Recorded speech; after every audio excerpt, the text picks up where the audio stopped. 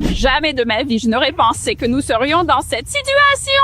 C'est l'Amérique. Combien je gagne par mois? Environ 2000. Ce n'est pas assez. Pas assez même pour louer une chambre. On doit être les habitants les plus taxés de la planète.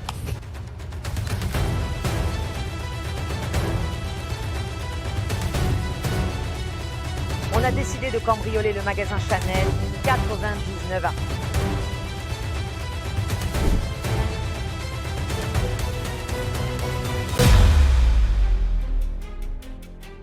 Franchement, qui aurait imaginé qu'on en arriverait là? On parle des États-Unis, quand même. Le pays qu'on présente comme la locomotive du monde. Et pourtant, aujourd'hui, beaucoup d'Américains le disent sans détour. Je gagne 2000 $ par mois, et ça ne suffit même pas pour louer une chambre. Oui, vous avez bien entendu. Pas un appartement. Une chambre. Entre les impôts, les factures, l'essence, la nourriture, certains ont le sentiment d'être parmi les plus taxés de la planète. On nous a toujours vendu les États-Unis comme le pays des opportunités. Un territoire prospère, développé, où chacun peut réussir. Des millions de personnes rêvent encore d'y poser le pied. Mais quand on regarde de plus près certaines métropoles aujourd'hui, le décor est très différent de la carte postale. Coût de la vie qui s'envole. Criminalité en hausse. Crise des sans-abri qui atteint des niveaux alarmants. Certaines villes américaines se transforment progressivement en endroits que beaucoup préfèrent éviter. Aujourd'hui, on va plonger dans la réalité de 10 villes américaines qui déclinent à une vitesse inquiétante.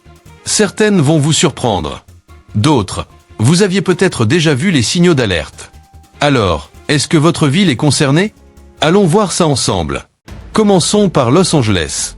Los Angeles, la fameuse Cité des Anges. Le symbole du rêve hollywoodien. Chaque année, des jeunes ambitieux débarquent avec une valise, un scénario et l'espoir de devenir la prochaine star. La réalité? Beaucoup finissent à servir des cafés près des studios où ils rêvaient de tourner. Prenez le cas d'Eric. Acteur autrefois reconnu localement, carrière stable, vie normale. Puis une succession d'événements malheureux. Une relation toxique qui l'a ruiné financièrement. Un nouvel appartement trop cher. Et soudain, plus rien. Aujourd'hui, il vit dans sa voiture. Avant ça, il a dormi dans un garde-manger, dans un garage, même sur une table de billard. Cela fait plus d'1 an et demi qu'il survit ainsi. Et Eric n'est pas un cas isolé. À Los Angeles, on estime à plus de 75 000 le nombre de personnes sans domicile fixe. C'est plus que la population de certaines petites villes américaines. Et le chiffre continue de grimper. Chaque jour, de nouveaux campements apparaissent. Le quartier de Skid Row est devenu l'un des symboles les plus frappants de cette crise. Loin de diminuer, la situation s'aggrave. Pourquoi une telle chute? Plusieurs facteurs entrent en jeu, mais le principal reste le coût de la vie. Vous avez 100 000 $ d'économie et vous pensez être tranquille à Los Angeles? Mauvaise nouvelle, cela peut à peine couvrir votre loyer sur un certain temps. Le loyer moyen dépasse les 3 000 $ par mois pour un appartement loin d'être luxueux. Ajoutez à cela les impôts, l'essence hors de prix, l'alimentation, même les ultra-riches commencent à quitter la Californie. Mais ce n'est pas seulement une question d'argent. La criminalité est devenue un problème majeur. Vol en plein jour, cambriolage, pillage organisé. Des enseignes comme Walgreens, Starbucks ou Target ont fermé des magasins, incapables de supporter les pertes répétées. Hollywood brille toujours sous les projecteurs. Mais hors caméra, la ville ressemble parfois à un décor post-apocalyptique. Commerces fermés, habitants qui déménagent, entreprises qui partent vers des États moins coûteux. S'installer à Los Angeles aujourd'hui? Il faut un compte en banque solide, une bonne résistance à la pollution, et un peu de chance pour éviter qu'on vous arrache votre téléphone en pleine promenade sur le Walk of Fame. Direction maintenant New York. New York, la ville qui ne dort jamais. Le cœur battant du rêve américain. Gratte-ciel, énergie, opportunité. Mais depuis 2020, plus de 500 000 personnes ont quitté la ville. Pas quelques milliers. Un demi-million. New York n'a jamais été bon marché. Mais aujourd'hui, la ville est devenue un terrain presque exclusivement réservé aux très riches. Un studio ou un petit appartement d'une chambre à Manhattan. Comptez environ 4 500 $ par mois. Vous pensez que le Bronx est plus abordable? Même là, les loyers tournent autour de 2 200 $ mensuels. Et ce n'est pas tout. Le quotidien coûte cher. Un café peut atteindre 8 $. Une douzaine d'œufs dépasse les 9 $, parfois plus que le salaire horaire de certains travailleurs. Même cuisiner chez soi pour économiser devient un défi.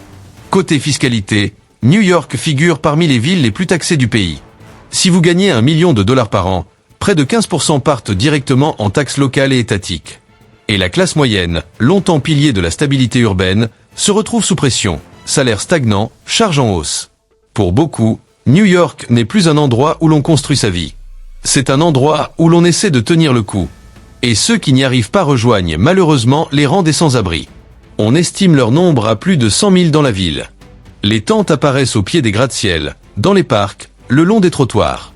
Le contraste est saisissant, luxe spectaculaire d'un côté, précarité extrême de l'autre.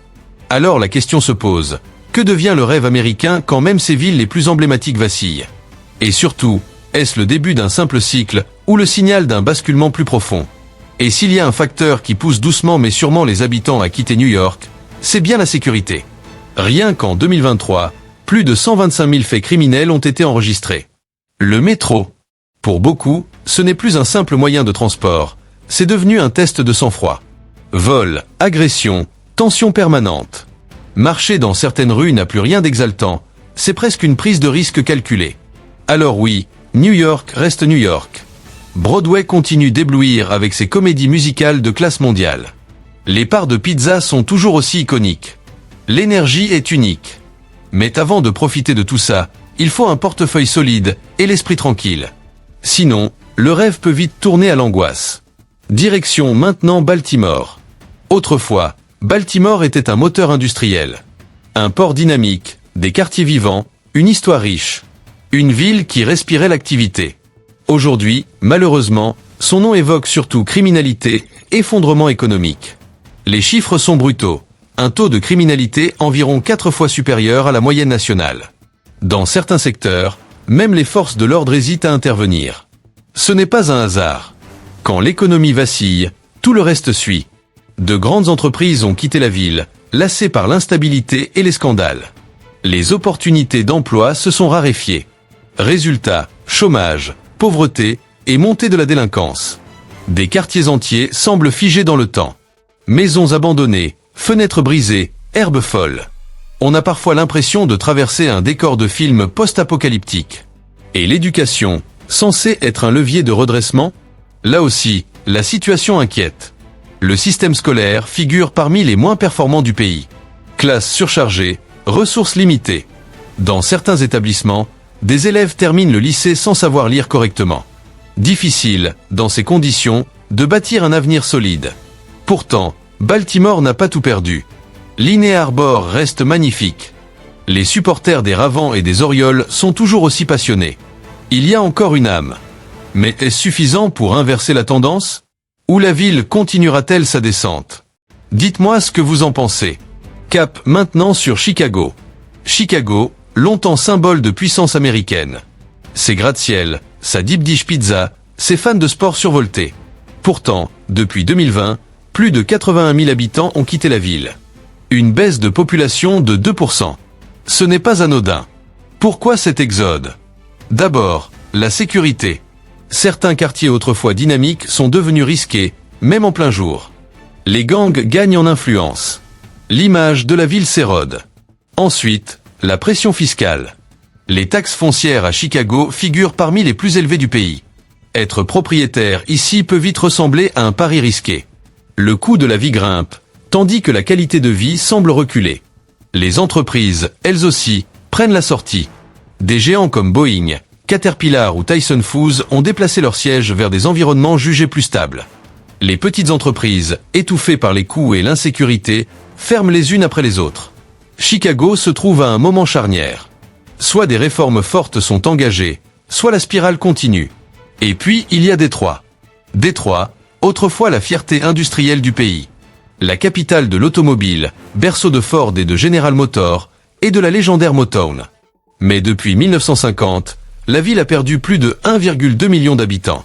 Rien qu'entre 2020 et 2023, 40 000 personnes supplémentaires sont parties. Quand l'industrie automobile s'est effondrée, des milliers d'emplois bien rémunérés ont disparu. Aujourd'hui, le revenu médian des ménages tourne autour de 36 000 $ par an, à peine la moitié de la moyenne nationale. Les bâtiments abandonnés sont omniprésents. Les routes sont dégradées au point que certains nids de poules semblent capables d'engloutir une voiture. Les services publics peinent à suivre. L'éclairage fonctionne de manière irrégulière. La collecte des déchets manque de régularité. Et côté sécurité, la situation reste préoccupante.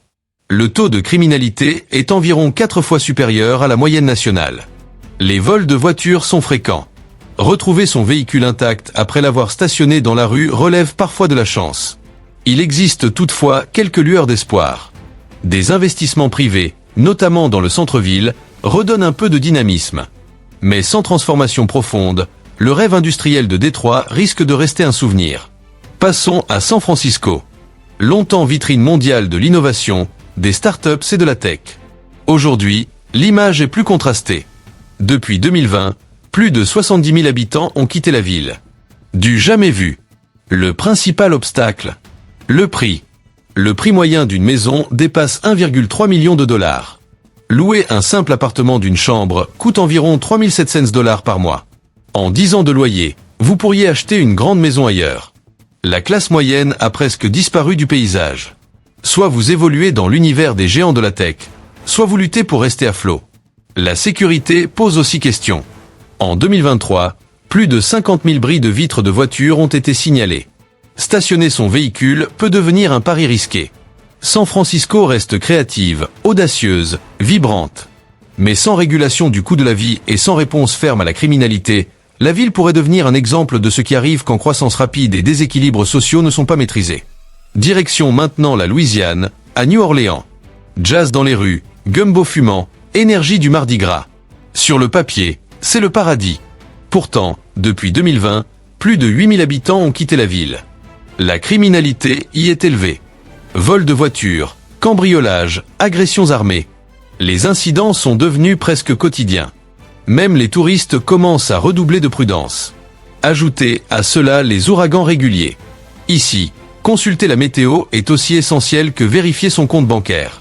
Une tempête peut effacer en quelques heures ce que vous avez mis des années à construire. L'infrastructure souffre également. Une forte pluie suffit parfois à transformer les rues en canaux improvisés. Les transports publics restent limités. Pourtant, New Orleans conserve une culture unique, une cuisine exceptionnelle, une identité puissante. Mais face à l'insécurité, aux catastrophes naturelles et à une économie fragile, beaucoup choisissent de partir. Sur la côte ouest, Portland, dans l'Oregon, connaît aussi un recul démographique d'environ 3%. Autrefois considérée comme un havre alternatif et créatif, la ville fait face à une montée visible du nombre de sans-abri, plus de 6 000 en 2023. Parcs et trottoirs accueillent des campements improvisés. La criminalité liée aux biens est en hausse. Vols, cambriolages, pillages répétés. De nombreux commerces ferment. Les habitants expriment un sentiment d'insécurité croissant. Taxes élevées, loyers importants, marché de l'emploi fragile. Si aucune solution durable n'est mise en place, Portland pourrait continuer à perdre son attractivité. Enfin, tout au nord, Anchorage, en Alaska. Une ville entourée de paysages spectaculaires, d'air pur et d'une nature brute. Et pourtant, même ici, la population diminue. Environ 3200 personnes sont parties ces dernières années. La beauté ne suffit pas toujours à retenir les habitants quand les opportunités économiques sont limitées et que le coût de la vie reste élevé. Alors, quand on met tout cela bout à bout, une question s'impose. Sommes-nous face à un simple cycle urbain ou à une transformation profonde des grandes villes américaines? Et si le vrai défi n'était plus seulement d'attirer les talents, mais de réussir à les garder? Et maintenant, parlons d'Anchorage, en Alaska. Sur le papier, vivre au cœur d'une nature sauvage, entourée de montagnes majestueuses et d'air pur, ça fait rêver. Mais la réalité est un peu plus complexe. Car si la nature est extrême, les prix le sont aussi. Anchorage reste une ville relativement petite, et pourtant, elle figure parmi les endroits les plus chers du pays. Les produits alimentaires coûtent environ 30% de plus que la moyenne nationale. Faire ses courses devient vite un luxe. Quant à l'immobilier, le prix moyen d'une maison tourne autour de 420 000 $, un niveau comparable à celui de grandes métropoles américaines. Pour beaucoup, notamment les jeunes familles, maintenir un équilibre financier devient un défi quotidien. Et puis, il y a le climat. L'hiver à Anchorage ne dure pas quelques semaines. Il s'étend d'octobre à avril. Température pouvant descendre jusqu'à -30 degrés Fahrenheit, tempête de neige, journées extrêmement courtes. Pendant plusieurs mois, l'obscurité domine. Tout le monde ne supporte pas 6 mois de pénombre. Beaucoup d'habitants souffrent de troubles affectifs saisonniers, cette forme de déprime liée au manque de lumière. À force, certains finissent par craquer et choisissent de s'installer dans des régions plus ensoleillées. Pourtant, Anchorage a aussi de vrais atouts. Une communauté soudée, des habitants solidaires. Ici, on se connaît, on s'entraide. Et pour les amateurs d'aventure, de pêche, de chasse et de grands espaces, difficile de trouver mieux.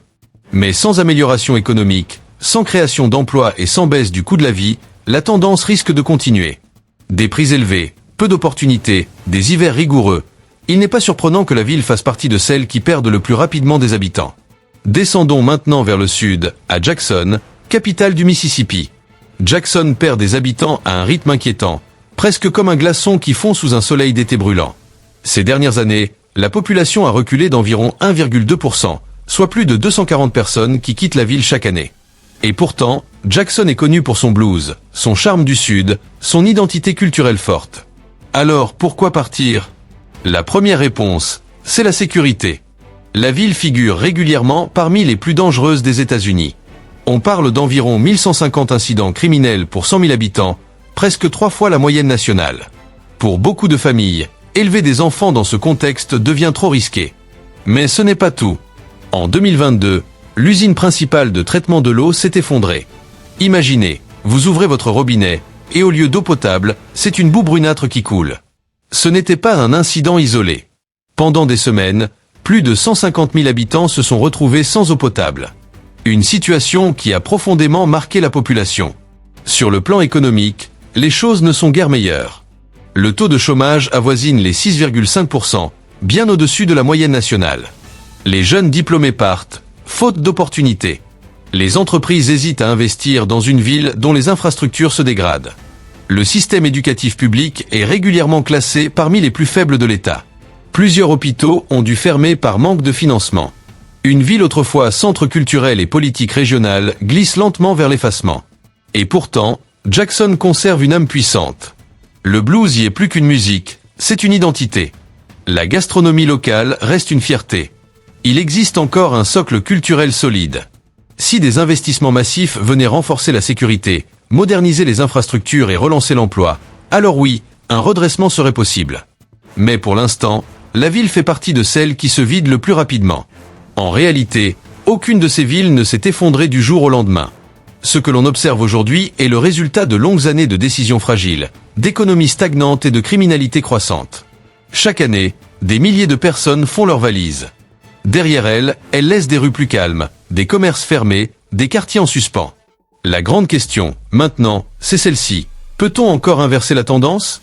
Ou assistons-nous au début d'un exode massif, où seuls ceux qui restent devront affronter les conséquences ? Je veux connaître votre avis. Ces villes peuvent-elles se relever ? Ou est-il déjà trop tard ? Partagez votre point de vue en commentaire. Et si cette analyse vous a intéressé, pensez à liker la vidéo et à vous abonner pour ne rien manquer des prochaines explorations.